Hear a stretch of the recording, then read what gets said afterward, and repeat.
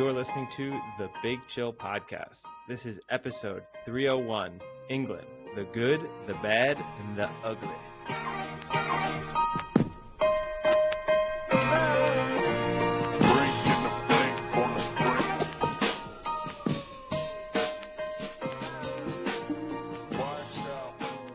Hello, Big Chillians, and welcome back, as always, to the Big Chill Podcast. I'm Frank, joined with Sam and Eddie. Sam, I think, we have to start with you. Mr. Montreal Canadian himself has succeeded in picking the Canadiens to make the Stanley Cup final. The first time, I believe, in 28 years they've made the Stanley Cup.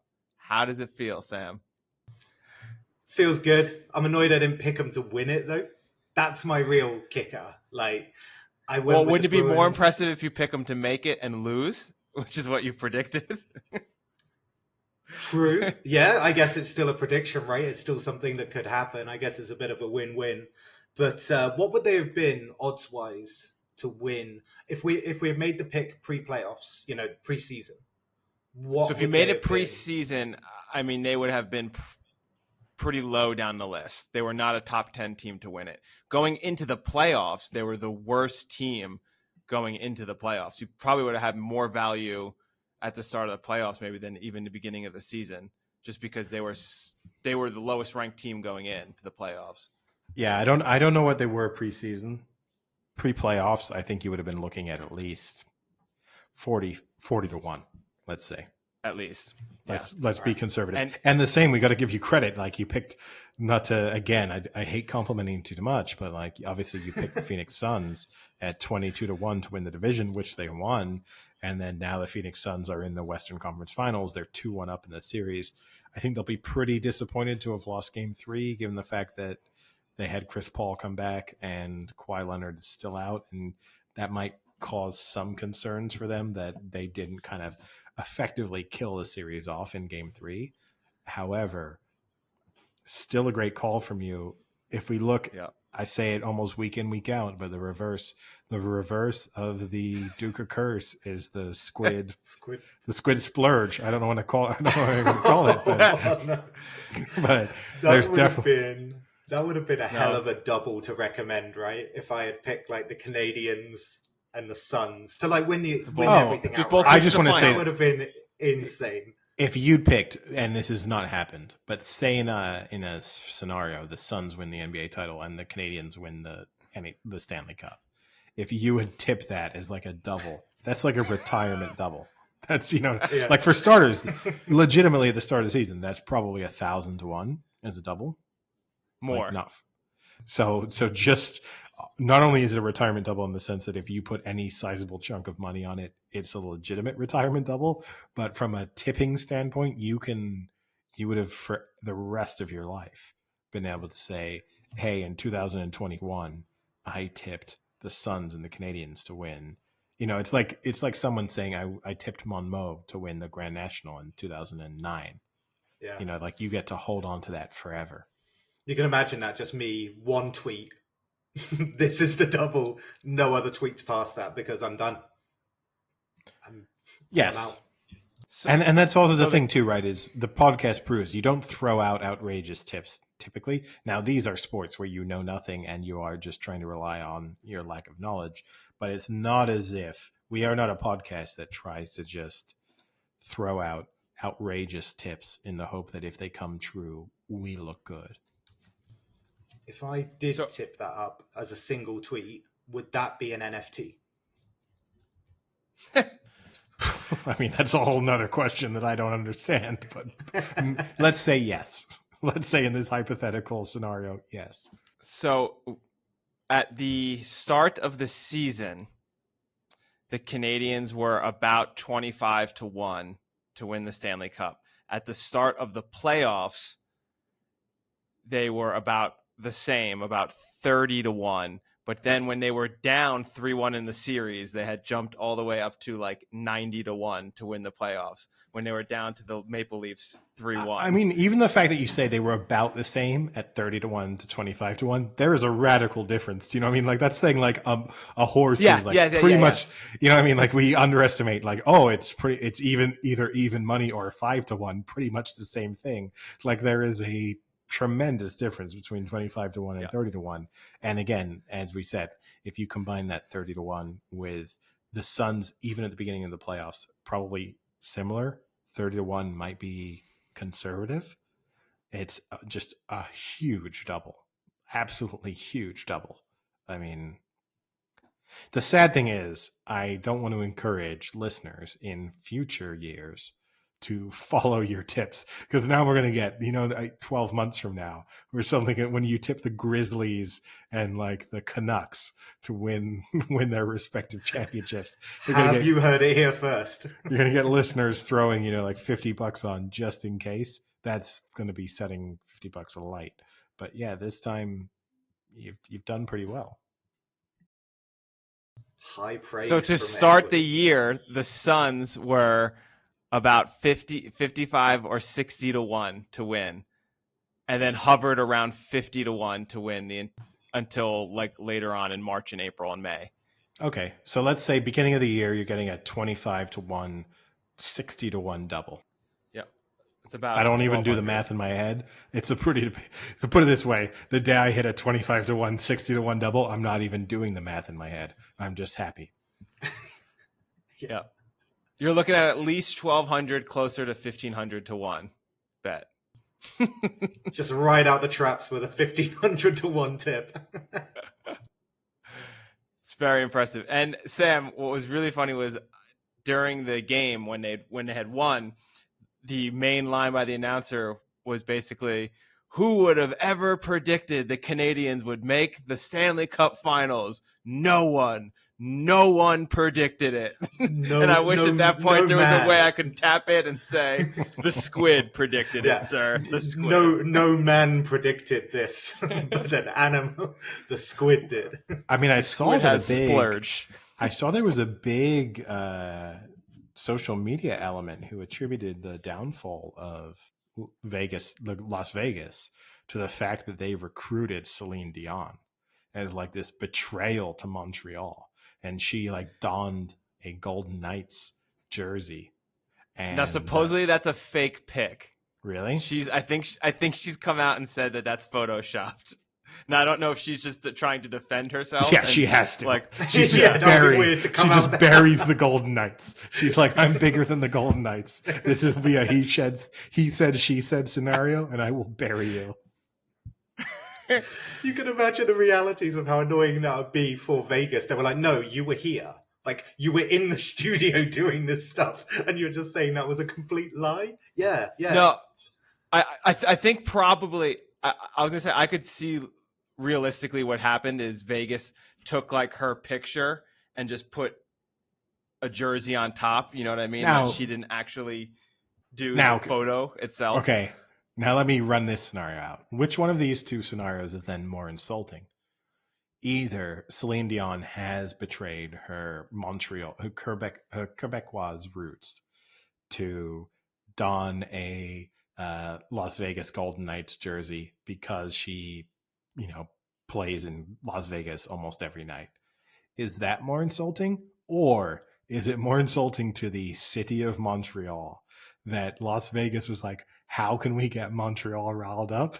And they thought, do you know what we'll do? We'll Photoshop a Celine Dion photo and put her in a Las Vegas Golden Knights. And they were like, fuck this. This is horrific. And it's like, wait, Celine Dion is the thing that got you. It's as if, like, imagine in the England-Germany, like, going into this. If Germany... Oh, I wonder where this is going. If Germany Photoshopped, like, a Phil Collins photo of him in like a Germany That's your comparison? Shirt. I mean, I don't know what the right comparison is for Celine Dion, because obviously she's extremely famous, one of the most famous people from Montreal. At like a Canadian icon. Yeah, but she's also not that. Like, she's super famous, super well respected, but she's not an icon. It's not like saying the Beatles, right? She's not. It's not as if you Photoshop Paul McCartney, because there's a difference between the type of music she makes. Like, people mostly make fun of Celine Dion music, so you have to try and pick. Not like, yes, you might be the most famous person from there, but you're also not tremendously well respected at the same time. The problem now is you've gone down that Phil Collins route, and all I can think of is like the German team going like, which icon do we take on to rile up the English? Is it Oasis? Is it the Gallaghers? What about Phil Collins? Like, I mean, maybe like Robbie Williams. Is that an apt comparison? Like, he's not as famous as Celine Dion, but I think Celine Dion is more famous than you're putting on, because she sells out in Vegas for, you know, like $400, $500 tickets every night. Yeah, but so do Penn and Teller. And if you were trying to insult America, you wouldn't get Penn and Teller to dress in like a Canadian's uniform. So there's selling out in Vegas. Michael. Just George Michael's corpse? Is that what the Germans are doing? I'm pretty sure it would be use like an old photo. It would be Elton John. It would be Elton John. For sure. Elton John fucking George Michael's corpse? Is that how the Germans in a German top? Now, that will bring me on. I might be skipping some non-Euros related topics. But Sam, I wanted to play an interesting game with you ahead of our Euro last 16 prediction. And that is, I want to do England, the good and the bad. So I had my rant going after the Scotland draw. But I want to say, let's maybe not take turns, but let's go through first a section where we go, why do we feel positive about England going into the knockout round? And why do we feel negative? And I'll let you are typically Mr. Positivity. I will let you kick things off with why you feel good about England going into the last 16. The way you introduce that, you're almost like a therapist. It's like, okay, we're going to play a little game now where we talk about positive things with each other. I thought it was going to be much more like controversial, coming off the heels of his previous statement. No, it's well. You see now, Frank. I just say now that you've said that, it locks me into not editing out the previous statement, because if I edit out the pajama statement, now people will be like, I don't get what they're talking about. He said, All right.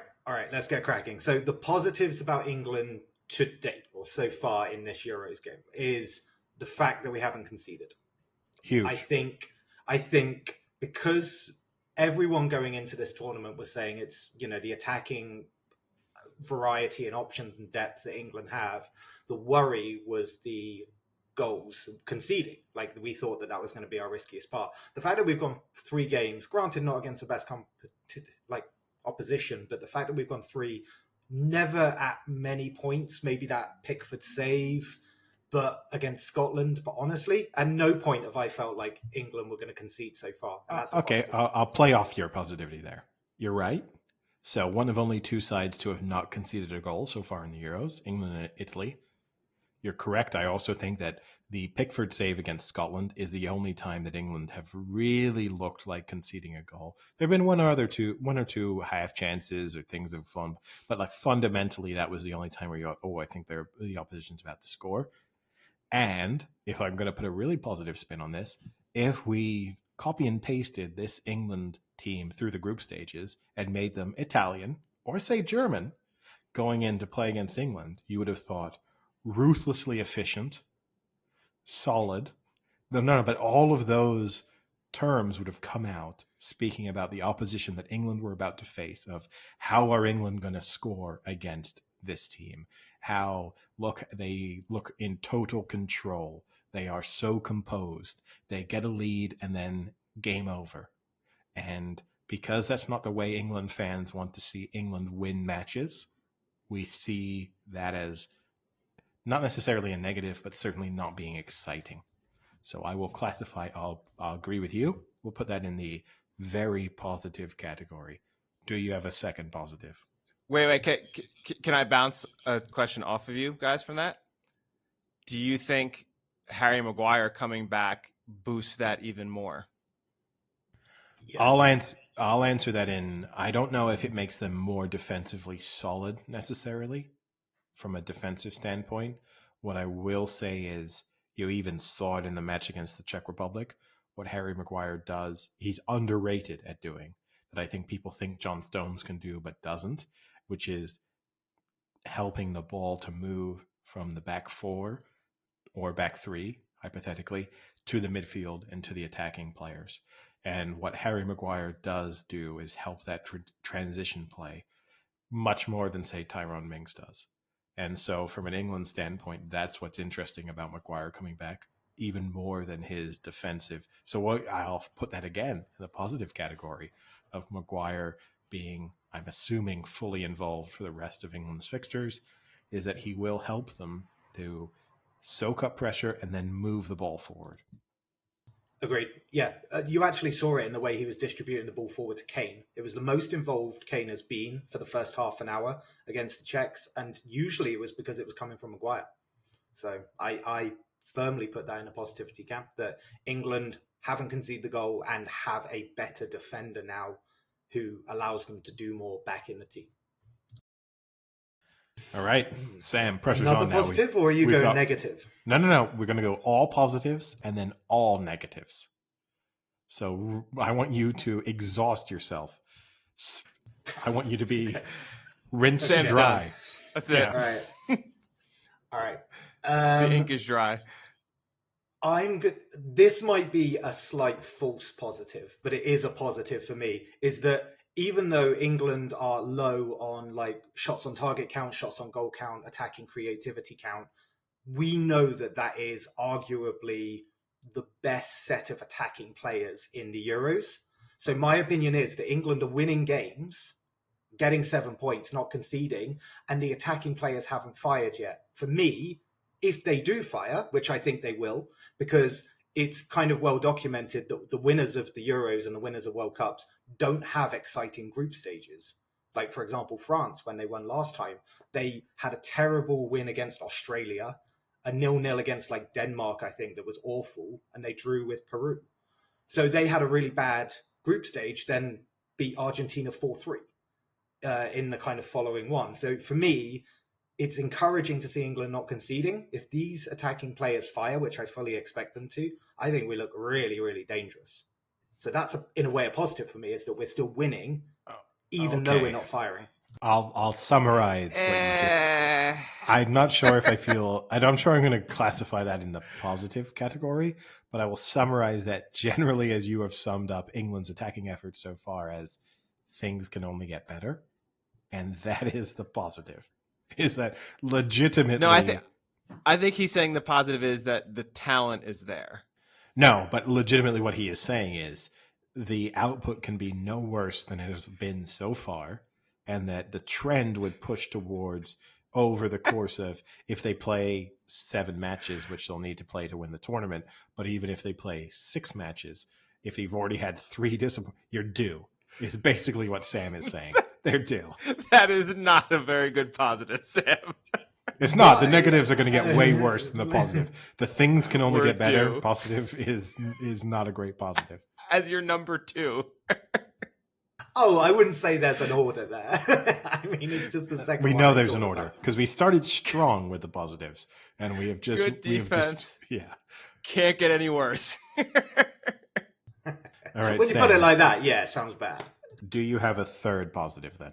I don't know if it's bad that I can't think of one, but I would like to say that I think the players that have come in that I thought were more on the fringe have actually had good tournaments so far, or good involvement. So like Saka, when he came against the Czechs, he was one of the more creative players on the pitches, like I said, for an England team that haven't kind of fired attacking wise.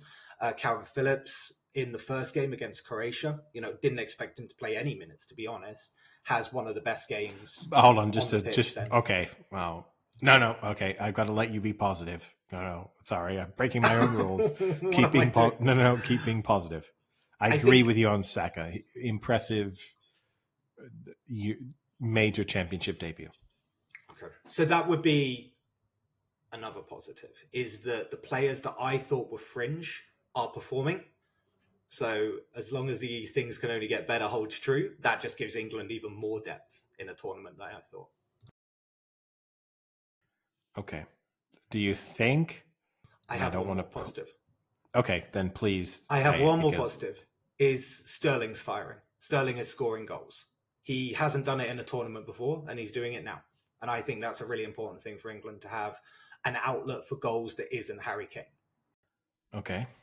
I'll throw in some positive statistics, which I don't know how positive I necessarily feel about England overall. But England have conceded just one goal in their last 9 matches in all competitions, the fewest they've conceded across a span of 9 games, since also conceding just one goal between March and November of 1989. Now, I'll use this as a segue to the negativity, in that England will face Germany at a major tournament for an 8th time, more than they have faced any other opponent. England last eliminated Germany in the knockout rounds of a major tournament in the 1966 World Cup final. That's really upsetting. I kind of knew it, but it's still upsetting to hear as a statistic. But how many times have they been knocked out by Germany since then? Well, let's go back through Sam and I can at least walk you back through our lifetimes. So we have the 2010 World Cup, when they lost in the last 16 to Germany. We have the 1996 Euros semifinal, when they lost to Germany. We have the 1990, correct? World Cup semifinal, lost to Germany. Yes, that was the Lineker one. Yeah. And after that, it becomes a little bit hazy for me, because we're now going pre my lifetime, but certainly a decent percentage of my time supporting England or following, being English, surprising as it might be to some who listen to my accent, will more often than not, England are knocked out by Germany. And as of yet, I've never seen them knock Germany out. So I think the only time we've beaten them maybe in tournament football was Euro 2000 in, Belgium, Netherlands, where we won 1-0, I think it was. Yeah, with the Shearer goal in the group stages, and yet still then followed that up by losing to Romania and being knocked out of the tournament in the group stages. So the only time in our lifetimes where they've beaten them in a major competition, it was meaningless. we then proceeded to knock ourselves out because we had played Germany. Yes. So can I bring on the negativity? And this is not to make my prediction about what will happen in this match. So England have progressed the ball upfield 0.98 meters per second in open play so far at the Euros. That is the lowest figure of any team in the tournament. So when I speak about the adventurous nature of England, that is literally, you could not get less adventurous than the style in which England are playing. Against in their match against the Czech Republic, they managed to only achieve 0.7 meters per second of advancing the ball in open play.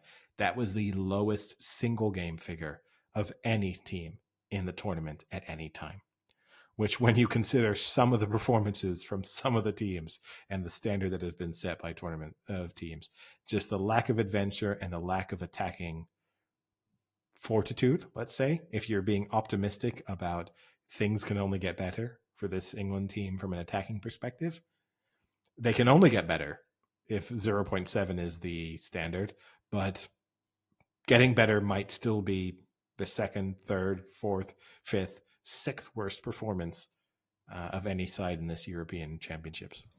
So what we're saying is they don't need to do much to be better. They're already pretty low. Okay, if you want to put the positive spin, they can't get worse, or probably can't get worse. That would be. They'll be going balet's but they could stay that. They could stay that bad. That's the worry. Let's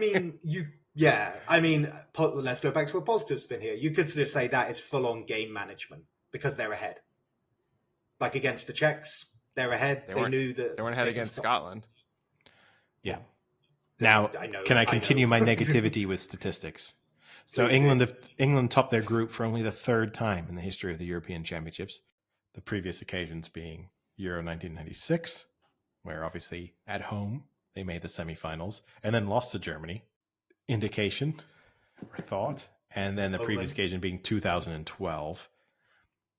That being said, they are the lowest scoring side to ever finish top of a group at a European tournament, with only 2 goals having been scored. Now, the positive is obviously not having conceded a goal, but not having only scored 2 goals. And I didn't throw this in to the positive. I want to then kind of reverse engineer this a little bit.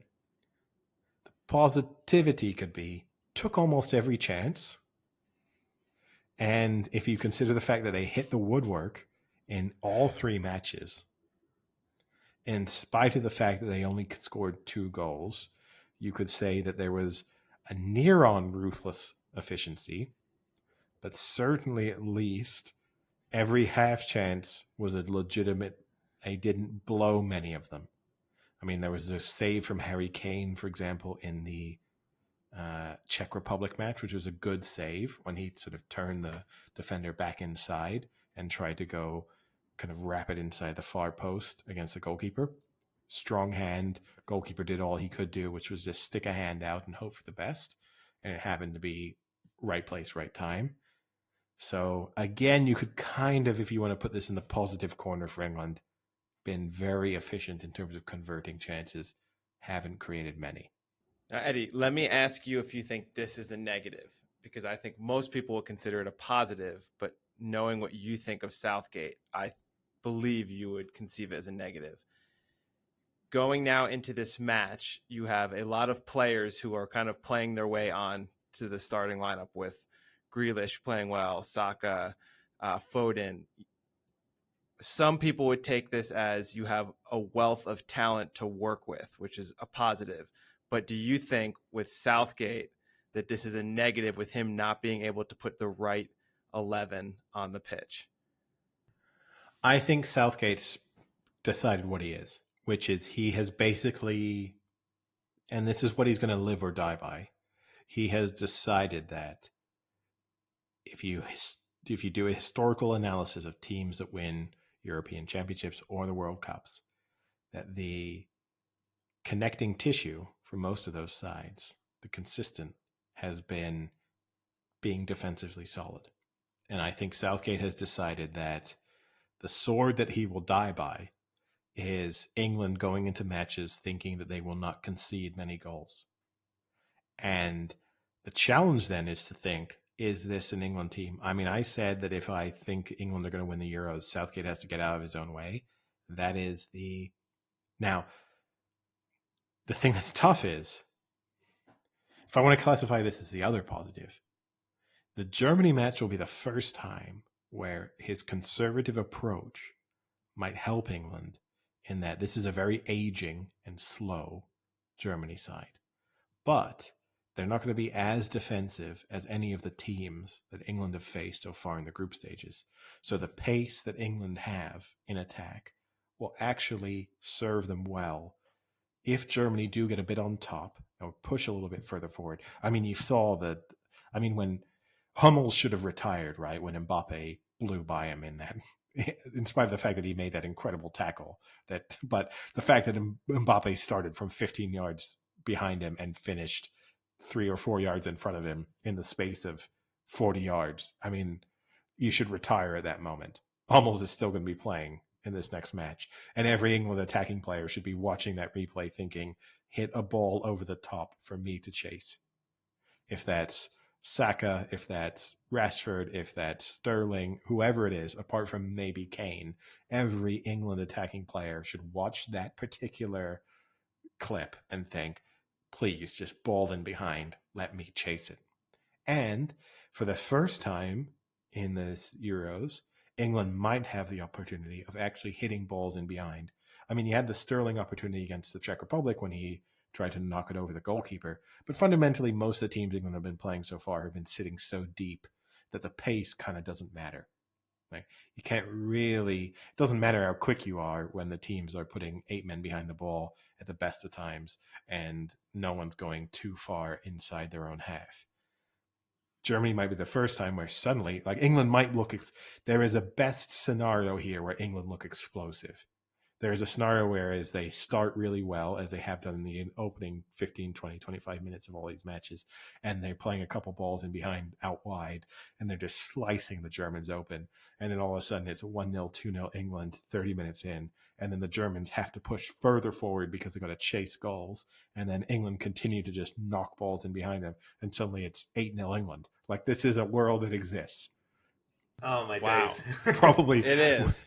The 8-0 doesn't. What Loki are you watching? Yeah. What Loki TV show are you watching? The 8-0 doesn't, but I mean, honestly, if you're in the England camp, that is the scenario you're hoping for. Start strong, as you have done in every match, get the early goal, and then Germany have to push forward. And then in that case, you can expose the lack of pace defensively. So I'll put that as a strong positive for England. But I mean, maybe it is even a bigger positive because that seems to be the only time that they actually are adventurous. Yeah, but I mean, Southgate. I think he has shown his hand so far, which is, look, and there are plenty of teams that have won European championships and World Cups by fundamentally just saying, you're not going to score against us. And this England team, I mean, it's boring to watch, but the scenario of, I would feel somewhat confident if they take a 1-0 lead, I'll feel kind of confident that they can defend it. And that would also go into the positive category of, even against France, even against Belgium or whatever, I would feel a little bit confident of, if there's half an hour to go and this England team has to see out a 1-0 advantage or 2-1 or whatever, I mean, they're capable of doing that. I wouldn't want, like, you don't want to be playing a World Cup final or World Cup's Euro semifinal up a goal and just kind of backs to the wall. But at least with this England team, you'd think, yeah, they kind of know what they're doing there. And they're building that fundamental, the confidence, for example, they're definitely building that. The idea of, we don't concede goals. We don't give up chances. Yeah. I think with the Germany game as well, Frank, going back to your point, is that I saw the Germany kind of frailties in defence, and you look at it, they conceded 2 against Hungary, they conceded the 2 against Portugal, they conceded against France. They concede goals. Like, obviously they're better teams, they've played better teams than England have, but they are going to concede goals. And you think with this German team, obviously they've got great players like Havertz at the front, but you think with this German team that England, whatever scenario happens, they have something that is able to come back. So say if Germany do take the lead, you think to Germany's rickety defense and you think, well, England have the ability, the pace, the depth off the bench to come back. And then going back to Eddie's point, it's like, if England do take the lead, they have the defense, they have the fact that they haven't conceded yet, to be confident that they would see it out. And even at like 0-0, as it keeps going, you still think that England probably have the additional legs, the kind of better pace, the additional talent and creativity to beat Germany. So I just think whenever I look at eventualities, I'm not that panicked. And for me and my lifetime within football, this is the rare scenario, probably the most confident of an England-Germany major tournament knockout game than I've ever been. It's not saying much. That's not but in a lifetime, it's nice to have that moment. I'll say this is, I mean, Euro 96, I can't remember well enough to, this might be certainly in my post Euro 96, like, this is the first time England have gone into a competitive match against Germany as favorites. Slight, but as favorites. Now, the reverse, to be a bit negative to what you're saying, or even what I was saying, is great when you're 1-0 up. But how do I imagine this England team playing 1-0 down? Which, again, untested scenario. So it's all well and good going through the group stages, kind of in control, not giving up opportunities, not creating many, but taking the ones that you have. How do you then play with 25, 30 minutes left, 1-0 down to Germany? That's going to be that's the reverse scenario. And that, honestly, to me, if you're an England fan, that's the nightmare. Because I just look at this and think, I've seen this play before, which is I'll watch England give up a scrappy goal to Germany in the 40th minute. I'll then watch them huff and puff for the next 20 and 30 minutes. I'll then watch Muller score a goal on the break. Let's say worst case scenario set up by, let's say absolute worst case scenario from an England fan perspective. Maybe Muller is the worst, but set up by Musiala, maybe set up by Leroy Sané. Kind of these players. Musiala might be the worst case because he could have played for England, but Sané at least in the sense of he's kind of a rejected player from having played in England. And then suddenly being like, oh, no, we're out. It's the last 16, we're out. Like it's not coming home. It's well and truly over. And we're now going to watch Germany probably efficiently progress to the final, even though they're not that good. But because they're definitely going to beat Sweden or Ukraine in the next round. And then they'll probably beat the Netherlands in the semifinal. And then all of a sudden we're watching a France or Belgium-Germany final, a match we've kind of already seen. They'll probably get outplayed, but every England fan will be like, we should have been there. You paint such a haunting scene of like the the bad case scenarios here. But we had to be aware of the worst case scenario. I think, and this is not, I think England will win. So I think there is nothing to be scared of in this Germany side. I watched the entire Germany-Hungary match. I've watched actually every minute of the Germany tournament so far. And yes, they were impressive they still looked like Portugal looked like it could almost score for fun against Germany. It's just they also looked like Germany could score for fun against them. That's not going to be a problem for the England team. They're definitely not going to be horribly exposed defensively. But I've watched them against France. They created absolutely nothing. Yeah, they were awful. France took a lead, had other opportunities. Again, with Mbappe pace, looked like as Germany pushed further forward, there was always a chance that France could hit them on the break. France, who are not a dissimilar side to England in that they're more conservative than you probably think they should be. France are not adventurous either. It's just you can be less critical of France for being not adventurous because they just won a World Cup. So there's a certain moment in time where you can either you either win matches, another topic we've touched on, you either win matches or you entertain. France are kind of not really entertaining, occasionally entertaining, but they're definitely winning matches. So you can't be critical of Deschamps or anyone else in the French setup. The doubt with Southgate in England is you're not entertaining. Can you go and win? And I think against this German side, I guess we can shift then on to now, my one final point of negativity. Let's go to the Czech Republic. Finish on a high, as we always say. Let's go to the Czech Republic match. England's last attempt on goal, the 26th minute. So not on target, like any attempt on goal, like off any target, attempt on goal. So no shots. So that's not good. That's 65 minutes of not doing anything. That really explains that kind of 0.7, 0.9. Oof. I mean, I'll spin the positivity and say that is game management right there. The fact that you don't need to do anything and you did it so easily and confidently that the Czechs never looked like doing anything. But you have to step up. You really, really have to step up. Flirted between positives and negatives at different points, and I guess I've hinted at the fact that I think England will go through, is that I think Gareth Southgate is more progressive at times than people do give him credit for. As much as I want to knock him for not being adventurous, I do think when you really break down how that team plays, between transition, when you looked at England's switch actually between a conventional 4-4-2 and 3-5-2.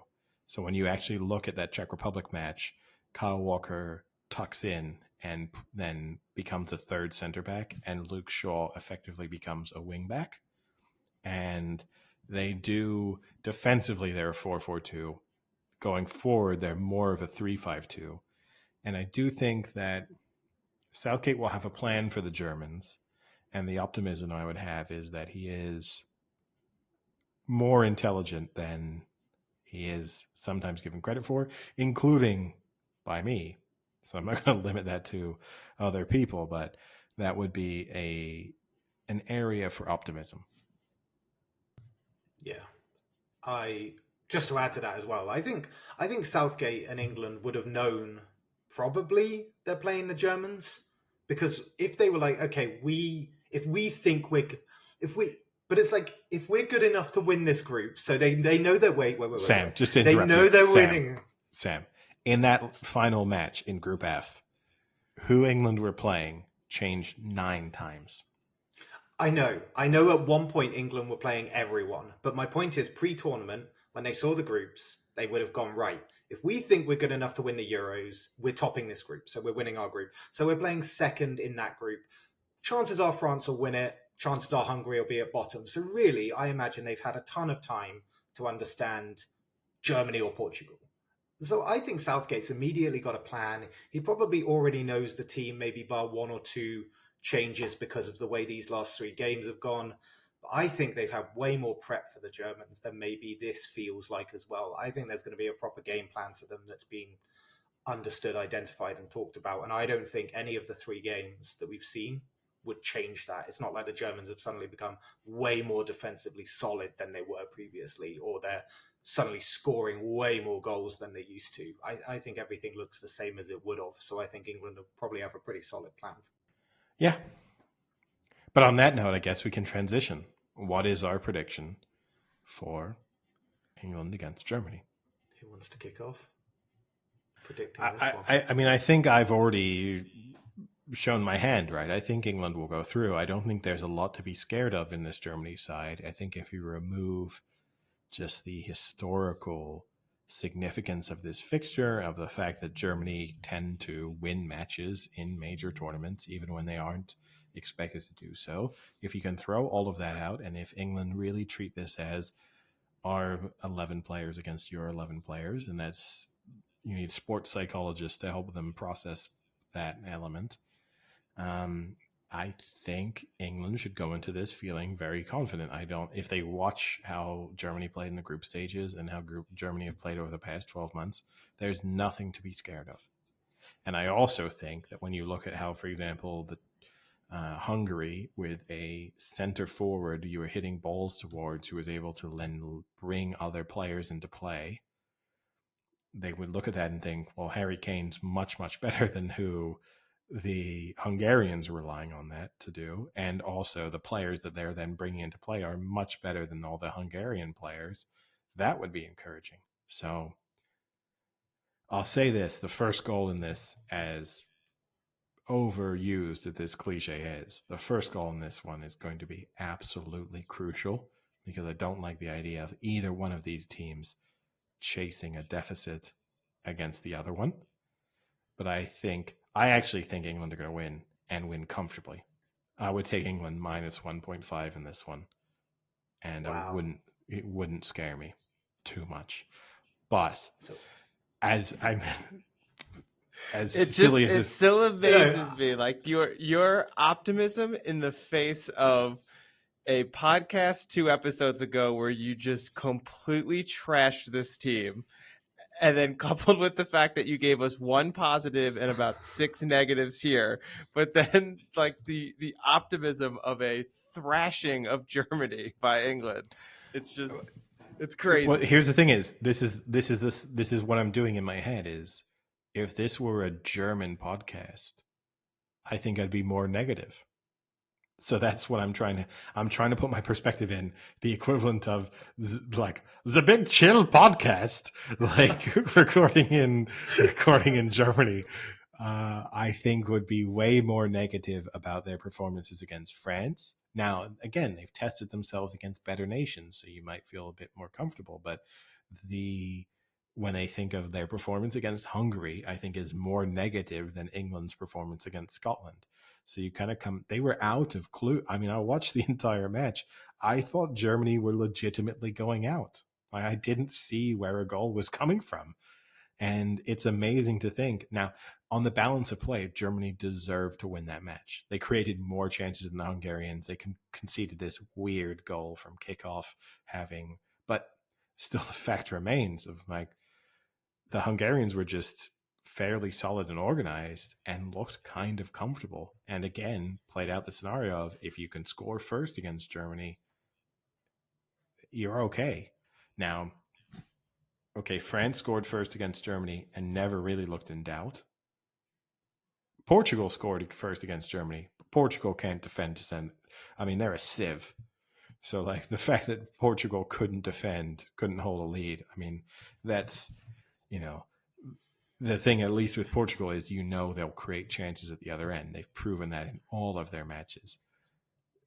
I think England will need to score first, but this Germany team is there to be beaten. If we renamed Germany going into this match, I know this is one of those things I like to use, but if we called Germany going into this, the United States.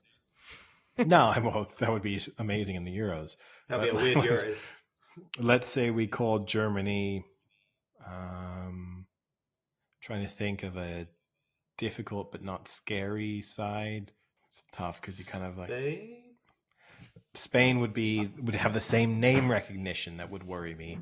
Let's say Croatia. Let's say Croatia. Croatia's a fair comparison. If you went into this where you went, there's some good players there, and on their day they can be good, and we can't take them lightly. However, man for man, better, and based on the last 12 to 24 months of form, better. Now, the downside, my only last negative, Harry Kane, I don't think he scored a goal against a top 50 ranked side in the FIFA World Rankings. Surely not. Since 2019, I think.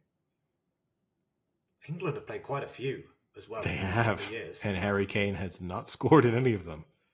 Oh. So I think Harry Kane against good teams so far over the last 2 years has not been particularly prolific. But still, I'm picking England, and I feel very confident about it. Which, look, that is the pride that very much comes before the fall. But I feel very, very confident about this England team against this German side. Tell you what, I take your point about the kind of like, if you rename them, like what happens with the rhetoric, because obviously there is this well-known thing about Germany is they just turn up in major tournaments and they know what they're doing. And it's like, well, hang on a minute. The last World Cup, they got knocked out in the group stages, and they were 6 minutes away from being knocked out in this one as well. So you can't then sit there and go, well, they just do it. It just happens. It's like, actually, over the past 4 years, no, that's not correct. And I would rather take recent over, like, Havertz wasn't there in 96. Like, it doesn't matter.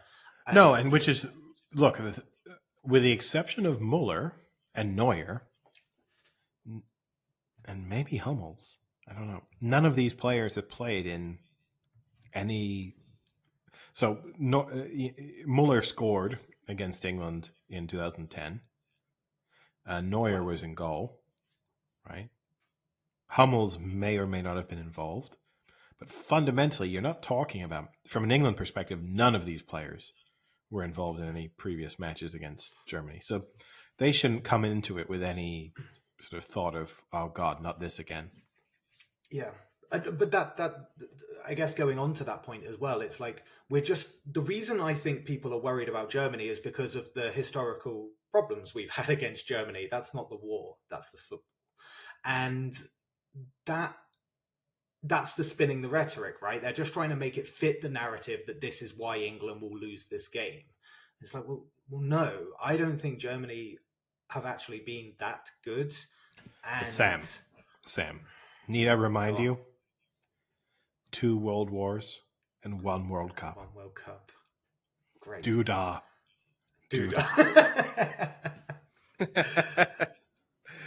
What's the other song? What was it? There were 9 German bombers in the air. I think there's -5 German bombers in the air right now. But anyway, like the actual football as well. When you look at it, I don't think this England team play with much fear. Like, you could probably say they're being cagey at the moment and conservative, but that doesn't mean they play with fear. And this Germany team will hold absolutely no fear for them. Some people have written up about that classic problem of like extra time and penalties, and we always lose to the Germans.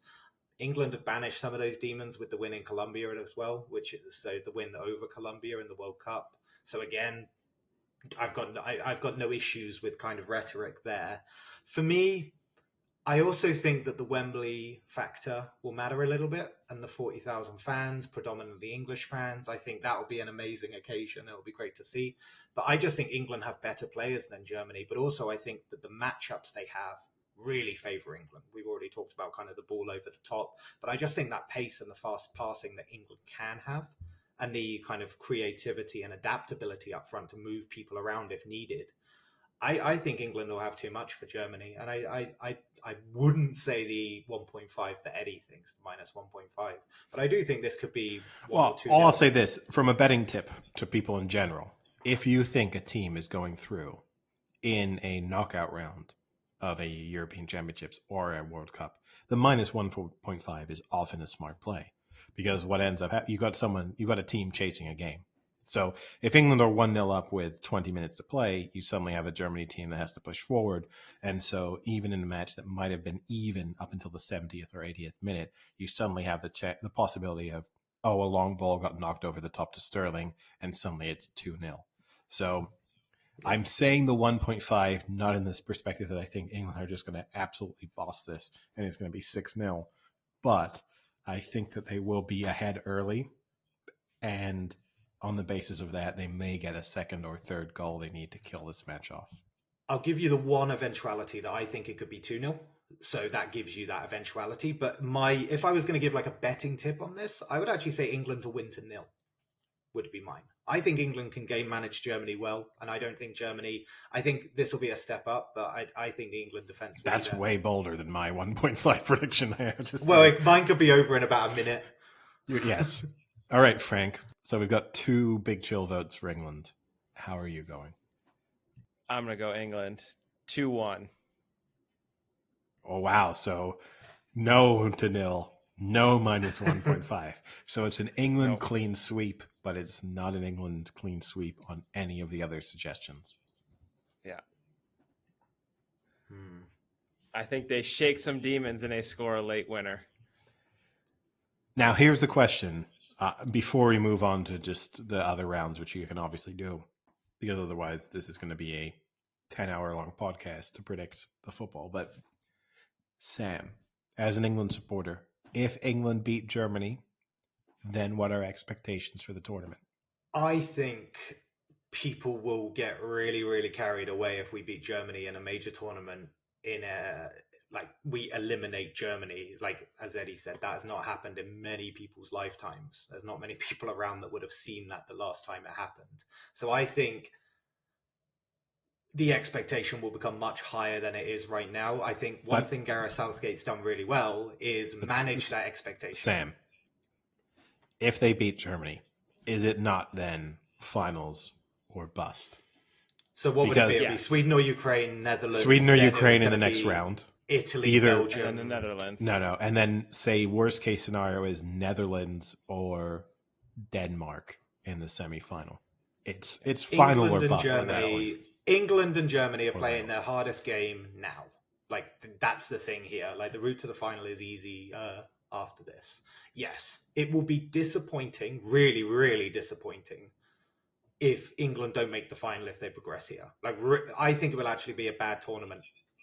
I'll say this now. If I have the choice, if England can either be appalling against Germany and get knocked out in this round, or they can win comfortably against Germany and then lose to Sweden or Ukraine, I'll just take losing to Germany. I don't want to. I don't want a repeat of the 2018 World Cup.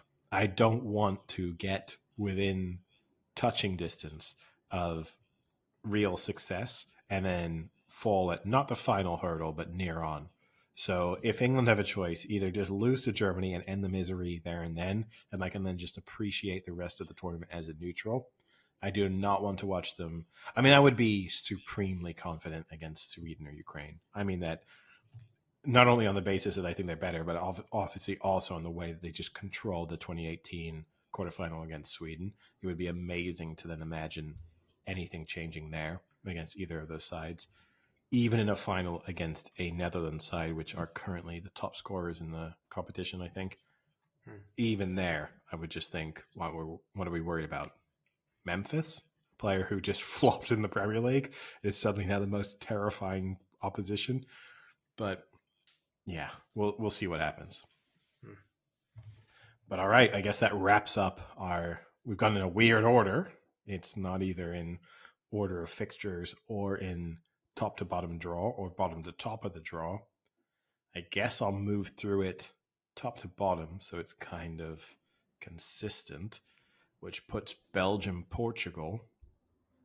I guess the tie of the round in as first. For me, I mean, Belgium just look good. I mean, I picked them to make the final pre-tournament. The fact that Kevin De Bruyne is already back fit and playing a crucial role in their side.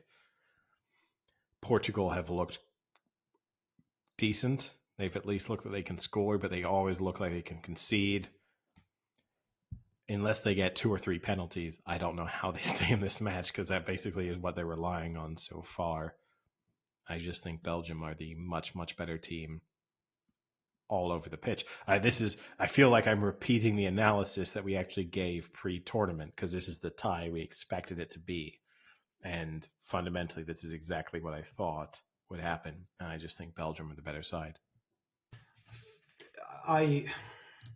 They've been a little bit frustrating, Belgium, sometimes. Like when you watch them against like the Finland game, for example, it's like you frustrate, you don't do much, or you forget how to play football sometimes. And then all of a sudden, when they want to turn it on, they can, and they can just tear apart teams.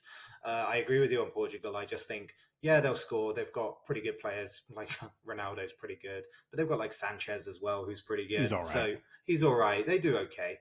I think I fancy Belgium for this one, but also just remembering like how some of the games played out when the weather was really hot at the start of the group stages. Like it's quite slow, and this has been played in Seville, and I think it's the heat during these games is meant to be something like 35, 36 degrees.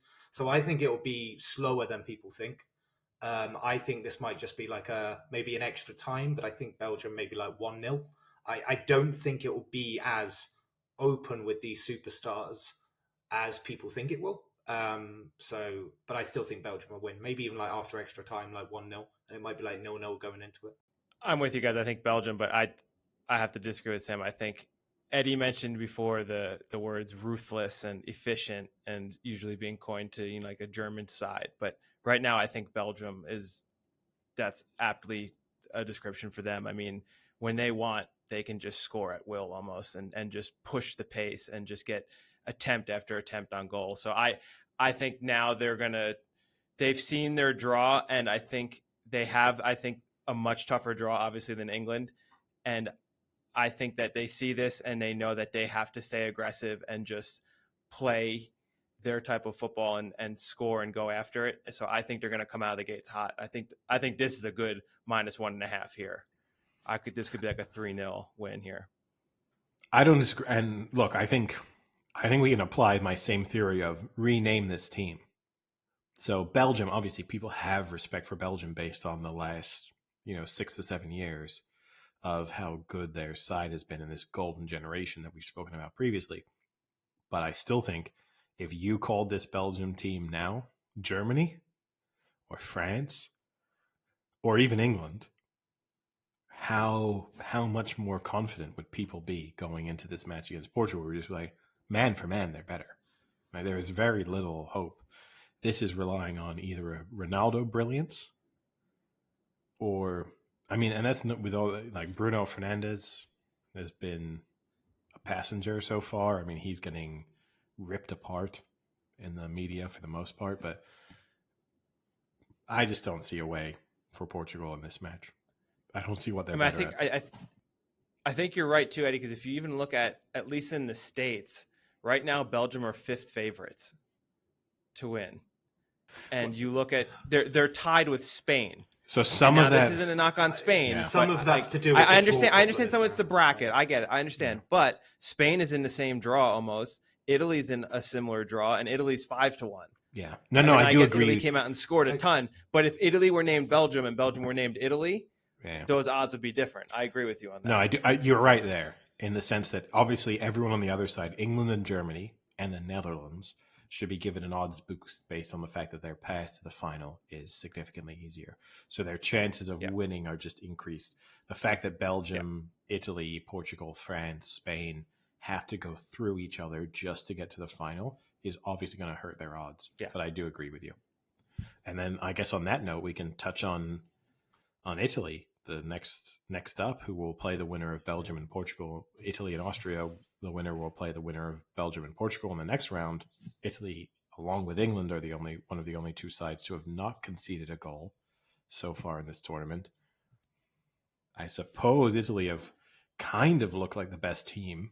I don't know. It's difficult to tell how much they've been tested in terms of the caliber of opposition. People thought Turkey were going to be this dark horse coming into the tournament, and then they turned out to be just a dead horse. But quite pleased with myself, actually, because I didn't pre-plan that little one. I'm pretty pleased. But I mean, coming into this tournament, I spoke, and I think we all spoke about how the fact that Austria were going to struggle for goals, coming up against a super organized Italian side that haven't conceded a goal now in I even don't know how many matches it's been at this stage.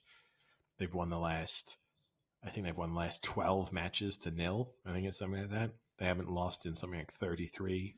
It's along those lines. They are a stereotypical Italian side, very organized, don't concede. I don't see how Austria score in this one, and on that basis, I can't see how they progress. I think this is a comfortable win for the Italians. Yeah, I think the Italians, like you say, it's hard to assess sometimes in the group stages, but I think they're playing the best football of the tournament at the moment. They scored 7, they didn't concede any, and I think it was the first time since 1980 has a team won all 3 group games and not conceded a goal. So they are playing really good football at the moment. I think their midfield looks really good as well, and they've got some variety in it as well. Like Verratti came in and had a really good game last time out. But they've got Locatelli, who's also playing really well at the moment. For me, I think this will be pretty dominant, to be honest. I think Italy will completely dominate the ball. They've got really good wide options. They're going to score. They don't concede at the moment. If Austria sneaks something, I think it's going to be set piece at best. I did see a stat as well that Italy have registered 60 shots in this tournament. And that's pretty impressive. So they're going to keep going with that. And I don't think this Austria team will be able to handle it. So I think it'll be a really solid scoreline here, maybe even looking kind of 3-0 or something like that. Yeah, I mean, nothing more to say. You guys said it all. I think Italy convincingly. Well, that was quick. Then we can move on to... No, I get it. Like there's that certain moment, there's only so many points to make. France, Switzerland, I'll be pretty quick on this one too. I mean, France have had moments of brilliance throughout this tournament. They've also had moments where they've looked a little uncomfortable. I mean, in the first 30 minutes against Portugal looked as if they were well on top. I think the thing with this France team, right, is they've just been tried and tested over the last 3-4 years. They don't really lose. I don't see why that's suddenly going to change against a Swiss side that is decent, mediocre by the standards of international football. And for that reason, I just think even if France are not as explosive as people think that they might be, and again, they fall a little bit into the England category of being kind of conservative, I think they're defensively extremely solid. They have that ability to just create goals when they need to going forward. I think they will comfortably handle the Swiss. Yeah, I don't see too much here that will trouble the French. Like you say, I think if they need to be better, France can be better. I think at the moment, they've played good teams and kind of handled them and navigated them pretty well. So I don't think the Swiss have got anything that will be able to kind of trouble the French. And if something crazy does happen, like the Swiss get like a set piece goal, like I said, the Austrian one, I would have no problem in saying that the French will come back, score more as well, and win the game. So whichever way I look at this game, I think the French will win it pretty nicely. Yeah, I agree. I found actually a pretty cool stat here. Pogba and Kanté, when starting together, have never lost an international match. Wait, are you being genuine here? What? Well, because I shared this same statistic coming into the... Is this a real thing? Or is this a Frank pretending he has CTE moment? Because I shared this exact statistic. Pretending to have CTE? No, I think it should be CTE. I don't even know if they've never lost a match. I think they are now 30 matches in a row when they've started. I don't know if the statistic holds. They've never lost when starting together. Okay, so that's 30 matches, because I know my stat coming into the Euros was 27 matches. So we'll round it up to 30 and say never. It's pretty easy for Pogba to be. I know a lot of people say like, "Oh, why can't Pogba play like this at club level?" It's like because you haven't got Kante, like allowing him to be creative time on the ball, like which even he acknowledges, right? He openly admits the amazing impact that Kante had in the 2018 World Cup in terms of just allowing him, or just the midfielders in general, to focus on going forward and to do the dirty work that otherwise would tire them out. And in a tournament in which I actually think fatigue has played a significant part so far, in England matches and Portugal matches and a number of the teams, I think you've watched them and they've tired towards the end. The fact that you have just this engine in midfield who just keeps going and going and going and breaks up play and distributes the ball for France, it's just incredible. And then we can move on to Croatia against Spain. So Croatia, a team that lost in the last World Cup final. Spain, a team that has perhaps flattered to deceive at times during the group stages, but then produced this emphatic performance in their final group stage. Which Croatia are you going to get? Which Spain are you going to get? This is the big question here. Are you going to get the Spain that can't take a chance? Or are you going to get the Croatia who are a little bit sort of tried and tested and ruthless and efficient and will take their opportunities and are experienced in knockout competitions?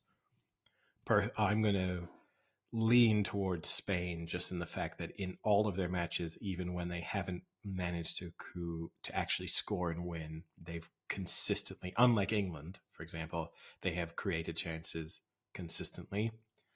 I think they will continue to do so against Croatia, and I think they will win. I think you saw in that game against Slovakia as well, like when it does happen, and they've been doing it consistently. So there is this moment where it is going to happen, and it happened. But I agree with you. I think when you actually look at Croatia, there was there's painful parts of their play. Like they did nothing against England. When they played the Czechs, honestly, for 60 minutes, they looked really bad in the first half, like really, really bad. And then beat the Scots. So it's kind of like, I'm not really sure what the Croatians have done, whereas I can look at Spain and say, okay, well, all this possession, all these shots, kind of that game against Sweden, it looks a bit kind of worrying, but after they scored 5 against Slovakia, it's just like no problem for me. So I think Spain will win this one. I think it'll be like a couple of goals. So Croatia have won 2 out of the last 3 against Spain, and I do think Spain will win, but if there is a major team to be upset, I think this is the classic match where Croatia just withstands Spain constant pressure and then just gets one lucky break and wins 1-0 and is just able to kind of just hold on. And that I could, I could see it. If there were an upset, I think that would be the major team being upset would be this one here. But I'll agree with you guys. I think Spain will win. I do kind of agree with you that if I look at these fixtures and think which is the team I would be least surprised by the surprising upset, it's Spain, given the way they've played throughout this tournament and just the fact that Croatia. It's just very Croatia-like, yes. Just kind of like hold on, like just hold on for dear life, get a lucky ball. And then suddenly we have the rematch of the World Cup final in the next round, and France once again sort of comfortably handle Croatia. So, yeah, I do agree with you a little bit there. We can then move on to, with the utmost respect to Swedish and Ukrainians out there, what is probably the least interesting or compelling match in the opening round of the knockout stages. So Sweden, Ukraine, a difficult one. Sweden have at times looked quite good. Forsberg has obviously been, dangerous for them up front. This Ukrainian team had an iffy group stages. I think Yarmolenko scored one of the best goals of the group stages, but fundamentally they didn't look that great going forward. They didn't look that great defensively. And for that reason, I think Sweden will go through just because I do think they edge this match basically everywhere, but not by much. So I'll give it to Sweden, but I'm not confident. Yeah, I'm not really confident about this one as well, but I think when you look at the games, I feel like Sweden are more organized. There's just that feeling that when they withstood the Spanish kind of consistent level of possession, they managed it pretty well. And I thought there was a lot of solidity in what they did. They knew what they needed to do, and they actually ended up doing it, which is obviously a very different thing. So for me, I just think the Swedish are way more kind of solid as a team, even if uninspiring. So I think, it's going to be one of those maybe like 1-0ers where something happens. So yeah, I'll take the Swedish for this one. Yeah, I will be honest. I think these are the two teams out of these 16 that I've watched the least of going in. For some reason, these are always just kind of the matches that, I wouldn't try and find a way to watch during the middle of the day. I'll stick with Sweden. I think they do look better on paper, but this is, Eddie's right. This is the least interesting, unfortunately, of the matches. Which is a little. There's got to be one. There has to be one. It's a little bit of an English speaking bias because, like, I think in several respects, Wales Denmark is less compelling. The thing that saves it is, as a British person, the Welsh involvement and the Gareth Bale involvement makes it more interesting, and Denmark kind of gets saved in some respects by the Christian Eriksen cardiac arrest that makes it suddenly now they seem either a team of destiny or at least as a neutral you kind of hope that they do well because it just seems like a nice story. So I think Sweden and Ukraine miss out through no fault of their own. We can then move on. We obviously skip the England-Germany match. The winner of that will play the winner of Sweden-Ukraine. You then have Netherlands-Czech Republic. Netherlands are the top goal scorers in this competition so far. They have looked pretty good. It's difficult to tell how much they've been tested. They obviously had the match against Ukraine where they looked comfortably in control until all of a sudden they weren't, and then all of a sudden they'd won. The Czech Republic, having watched every minute of their matches so far, they didn't look like they could score against England, even against Scotland. They obviously had the sort of miracle goal from Schick from 45 yards out, but actually Scotland kind of outplayed them for the majority of that match and just failed to take any of their opportunities. I think the Netherlands will create chances and score goals, and I think the Netherlands will go through. I think they'll go through. I think the Dutch will go through, but I actually think one of those, like when Frank was talking about that kind of banana skin, I for some reason feel like this might be it because I do feel like okay, Sam, just put you on the spot now before you're more likely to go out, Spain or the Netherlands? I actually think the Spanish. I actually think the Dutch. Actually, no. I think the Dutch because I'm confident in the Spanish. I'm really. Whereas there's something about when I've watched the Dutch, especially in the North Macedonia game, is that they look quite careless at points. There was moments where North Macedonia would get the ball up pretty quickly, and there was moments where they could have conceded more. And you had the kind of the foul on Pandev that didn't get pulled back for the goal and things like that. There was just moments in this tournament where the Dutch have looked good, they've scored goals, etc. But I just think they've had a bit of like carelessness when they've given the ball away, and teams have like run up the pitch quickly. I think they've been countered well, the Dutch at times, and they've been caught off guard when they're going forward. So I think the Czechs, as you say, it's a bit of a weird one because they did that against the Scots. It was a bit of a smash and grab, but I think the Dutch will win, but for me, this is the one where a favourite surprisingly goes out for me. But Sam, what about the Netherlands? So wait, hold on. You need a prediction here because I'm going for the Netherlands to win, but for me, this is the game where I think the upset will be. No, if there is no. So okay, so if there is an upset, you think this is where it is. Yes. However, you think the Dutch are going through. Yes. Because you keep saying, I think the Dutch will go through. However, this is where I think the upset will be, which implies you think that the Czech Republic this is where the upset could be. So where I think there'll be an upset is this game, but I think the Dutch will win. Okay. You think the Netherlands will go through, but if there is to be an upset, this is where it happens. Yes. Okay, we've got you. Frank, what's your prediction? Sam might have talked me into the Czech Republic here. So oh, God.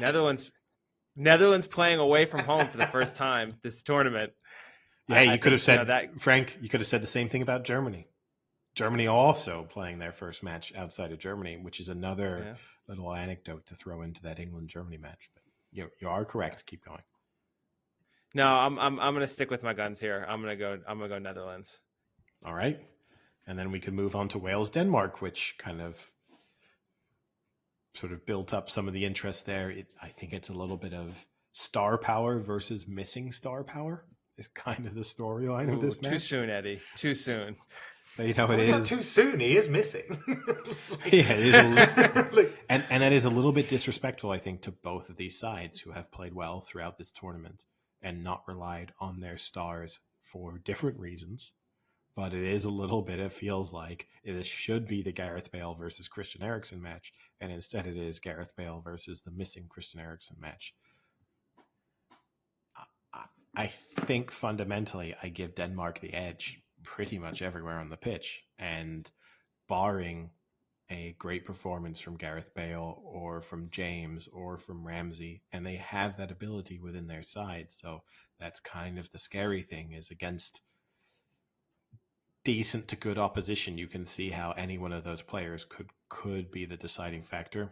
I just think Denmark, in terms of organization, in terms of tactical approach, just are the better side.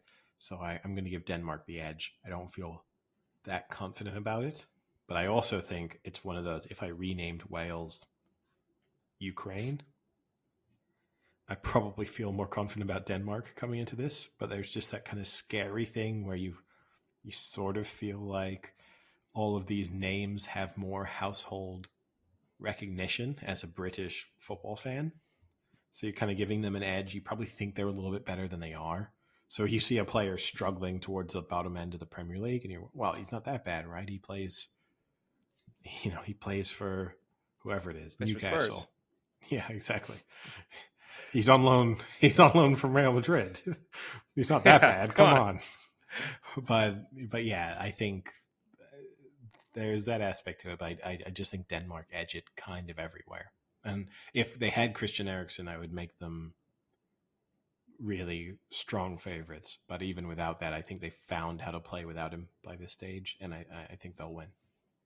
It's I think I am going for Denmark as well. I think what gave me more confidence with the Danish pick was how they played against Russia. Like, Russia haven't done anything really to kind of spark life into this tournament, but it was just that feeling that the Danish knew what they needed to do. I thought goals were going to be a problem when they lost Christian Eriksen, and then they go ahead and score 4. So I kind of had a bit of that removed.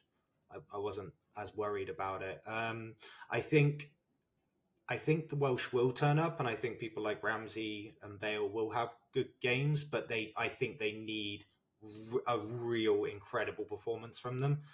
And I think, for me, I just think I'm going to go for the team that has what I think is the better 11 rather than the single star that might be able to turn the game around. And I think the Danish have it. So I'd say the Danish win this one. I'm going to go Wales in extra time, I think.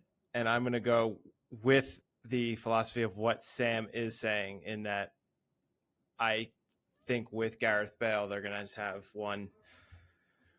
He's just going to play spectacular enough to push them through. They held Italy to 1, and Italy dominated that match, and they were still able to hold them to 1. So I don't see Denmark scoring 4 like they did against Russia. We should acknowledge, right? This was Italy B that they played against. I know it was. It was Italy resting 8 players. I know. But Wales were down to 10 as well. So, I mean, it wasn't. And in a situation where Italy substituted their own goalkeeper in the 89th minute just to give him a performance, so that Mancini didn't feel like he missed out on the tournament experience he had also missed out on in Italia 90. And that wasn't disrespectful to Wales, but it's just worth considering the fact that Italy kind of didn't care about what was going to happen in that match. I think the thing for me with this game is kind of similar to my point with Croatia as well, is that you saw what happened when you marked Modric out of the game. Fundamentally, the Croatians look very... they have a complete lack of ideas, and I think that the Danes will have a game plan for the playmakers with Wales, and I think if they do man-mark them out of the game, it just makes it harder for them to be a part of the game because they know it has to go through them. All right, let me reverse that then, Sam. Do you think that this Welsh side is good enough to man-mark Christian Eriksen out of this match? Right now, I think they're going to do a good job.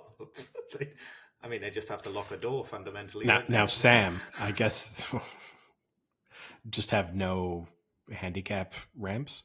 But Sam, do you? Here's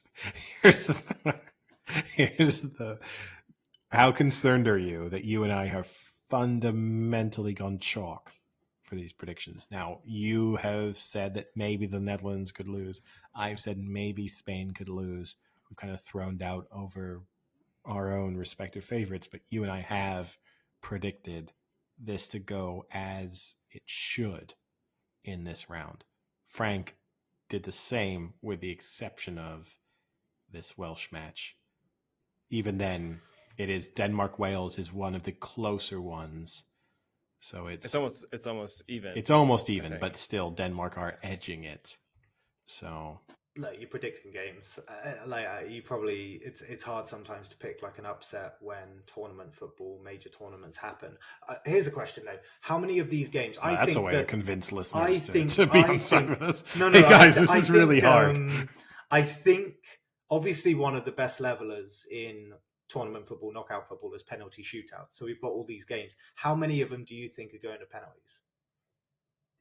0. You think 0? 0. I would probably go 1. Yeah. That's an interesting. I want to see if we can find this bet because it's 8 matches. So like an over-under, like 1.5. Over-under 0.5 or 1.5.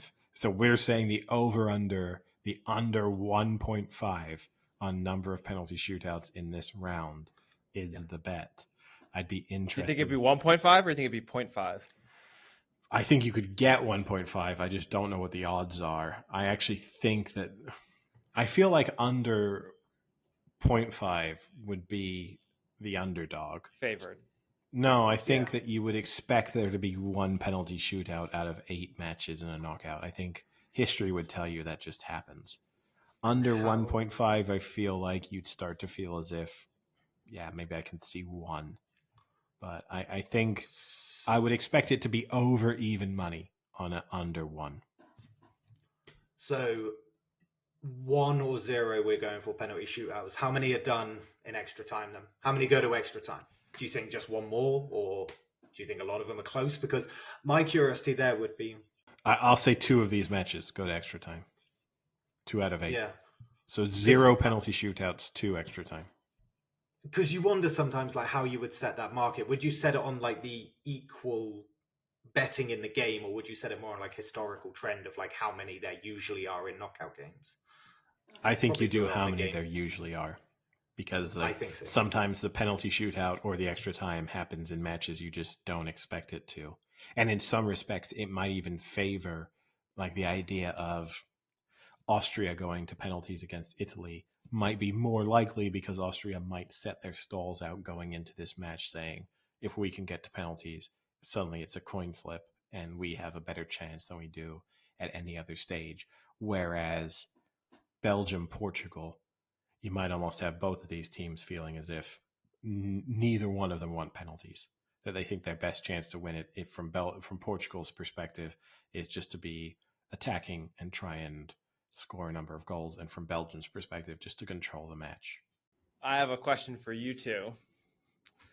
Since Eddie mentioned the possibility of what would be more depressing going out in the first round or going out in the next round, it made me think of the last Euro, 2016, which is regarded as one of England's worst performances of all time that Sam and I were talking about off air. I think widely regarded as the worst performance in a... Yeah. Can you name the starting 11 of that match against Iceland? Okay, Sam, I guess you and I can try and help each other out.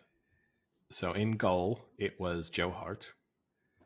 Correct. He obviously made some calamitous errors in that match. Right back, I would think, was Kyle Walker. Yeah. Defense would have been Cahill. Yeah. Cahill would have been in the squad. Yep.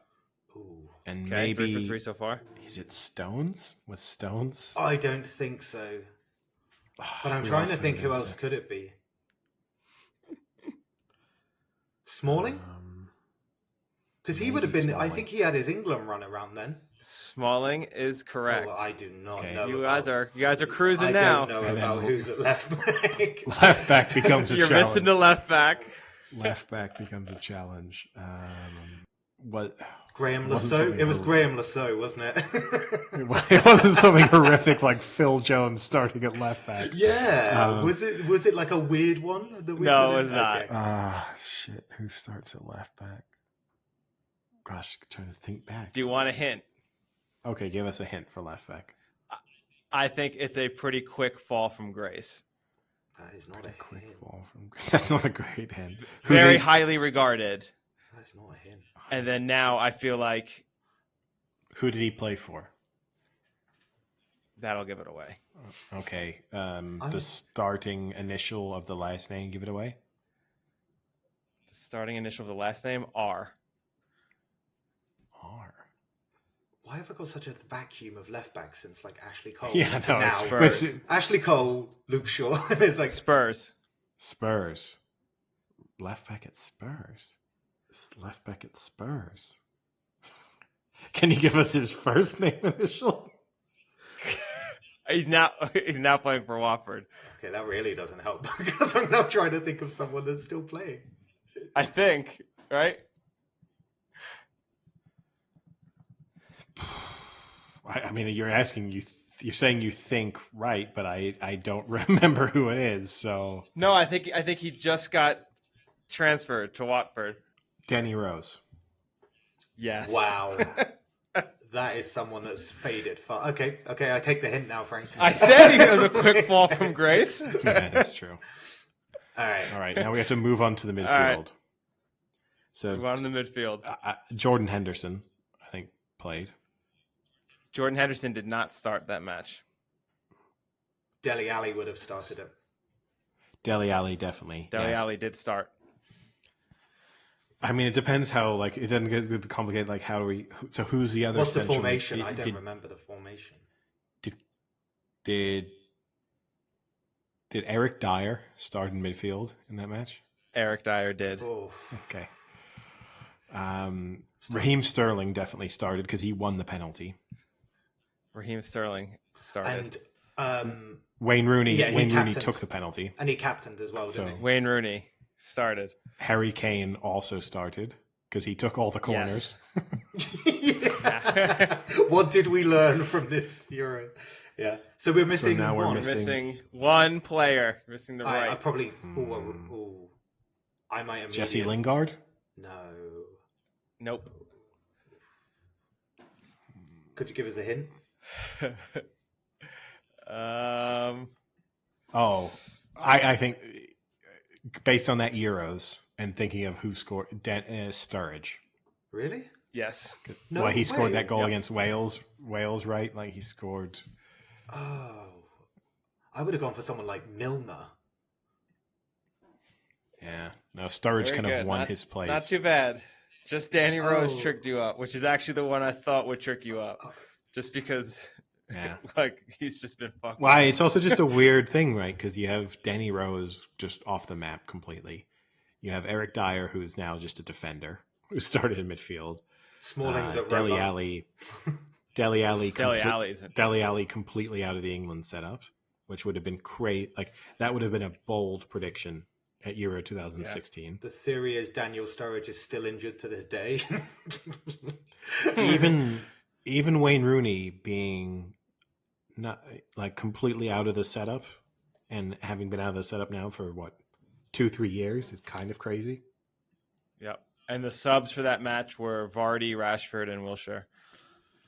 Yeah, because Vardy came on and he played okay in that one. I remember people praising him a little bit because he came on and kind of stretched the Icelandic back four. But yeah, think we did and even then pretty too, Vardy completely out of the picture now. I mean, by decision, he decided that he didn't want to be involved as a substitute, but still, again, that few surprising ones. You're just going back one tournament, and a lot of players who are not out of it based on age, they're out of it based on other reasons. So what we've got: Walker, Kane, and Sterling are the three survivors. I guess also Joe Hart completely out of it. Yeah. Based on that match is not surprising, but he was consensus England #1 going into that tournament, and then now, I mean, he's not consensus #1 anywhere. Yeah, out of that starting 11, you still now have Sterling, Kane, and Walker. Yeah.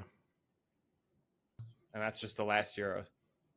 Yeah, no, it's kind of crazy. And again, none of these players, fundamentally, none of the players in that starting lineup are not involved based on age. Like, well, maybe Rooney. But even Wayne Rooney's not that old. I mean, like, it's not 35. Yeah, but Cristiano Ronaldo is 36, and he's Portugal's. Yeah, but look at that. Look at those physiques. No, but Wayne Rooney would have been 31 at this tournament, so it's hardly non-prime. It's look, it's not shocking that Wayne Rooney. If you'd said in Euro 2016, Wayne Rooney, and obviously he's been hurt a little bit by it being 1 year later than expected, but it's still. Basically, none of these players are out of the England team based on age. Really, I mean, Wayne Rooney didn't retire from playing for England and retire from European football because of how old he was. He just kind of lost it a little bit.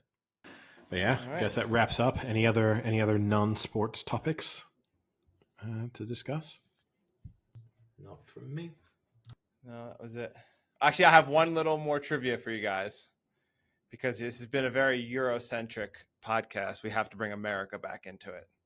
So I found a very interesting YouGov poll polling Americans, the percentage that think this country is a friend or not sure.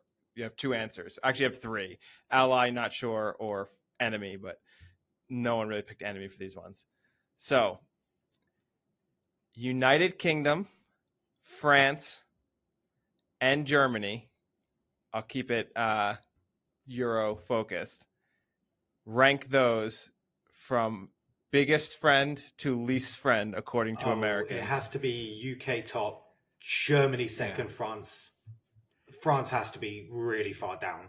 I think I'll agree, just based on it might be a little bit of a bias based on the like post September 11th world, but yeah, I just think the freedom fries hangover remains, and France is bottom of that list. So UK 80% think ally, France 74.5% ally, Germany 69.2%. They're still worried. Do you know what? They're still worried about the war. Still a World War II hangover. Look, history would tell you which one of these countries is more likely to cause a problem. It is Germany. So I respect Americans. Sometimes people shit on Americans for being dumb. Now they are sort of justifiably cautious in their views of Germany.